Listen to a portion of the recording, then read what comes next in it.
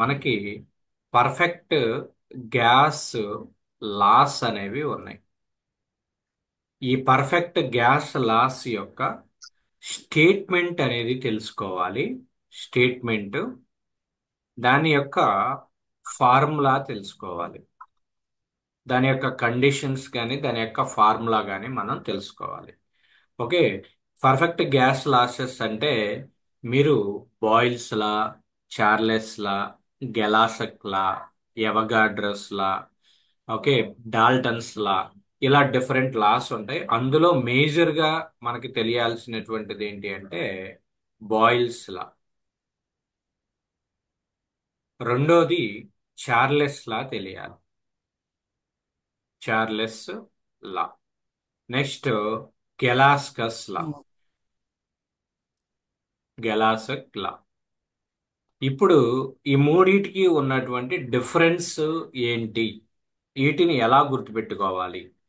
Boils Lalo if temperature is constant, temperature అనేది constant అయితే, అంటే సపోజ్ మీరు ఈ రూమ్ లో ఉన్నారు, ఈ రూమ్ యొక్క టెంపరేచర్ అనేది కాన్స్టెంట్ గా ఉందనుకోండి.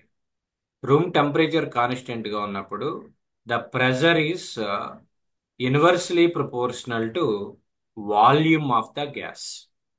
1 బై ఉంది అంటే దాన్ని ఏమంటారు అంటే ఇన్వర్స్లీ ప్రపోర్షనల్. ఇన్వర్స్లీ ప్రపోర్షనల్ అంటారమ్మా. Inversely proportional.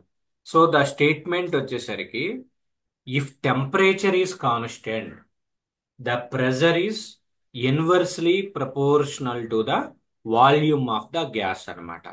సో ఇది బాయిల్స్ లా యొక్క స్టేట్మెంట్. అర్థమైందా? If temperature is constant, pressure is inversely proportional to volume of the gas. Inversely అంటే ఏంటి అంటే ప్రెజర్ పెరిగితే వాల్యూమ్ తగ్గిద్ది, ప్రెజర్ తగ్గితే వాల్యూమ్ పెరిగిద్ది. అంటే ఒకదానికొకటి ఆపోజిట్ గా పి పెరిగితే వి తగ్గిద్ది అనమాట. ఇన్వర్స్లీ ప్రపోర్షనాలిటీ అంటే అదం. సో ఇప్పుడు దీని నుంచి P is proportional to 1/v కాబట్టి దీన్ని పి ఈక్వల్ టు పెట్టుకోవడానికి నేను సి/వి అనేది రాసుకున్నా. సి అనేది ఒక కాన్స్టెంట్. సో దీని నుంచి వి ఇటువైపు తీసుకొస్తే పివి ఈక్వల్ టు కాన్స్టెంట్ అయింది. దీని నుంచి మనం ఏం రాసుకోవచ్చు అంటే P1V1 ఈక్వల్ టు P2V2 అనేది రాసుకోవచ్చు అనమాట. సో ఇది బాయిల్స్ లా యూజ్ చేసుకున్నటువంటి relation.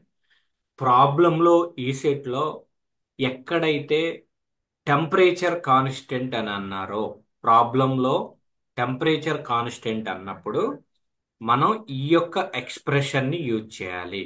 P1V1 equal to P2V2. P is inversely, pressure is inversely proportional to volume of the gas. Inversely proportional to volume of the gas. ఇది boils లాకి సంబంధించి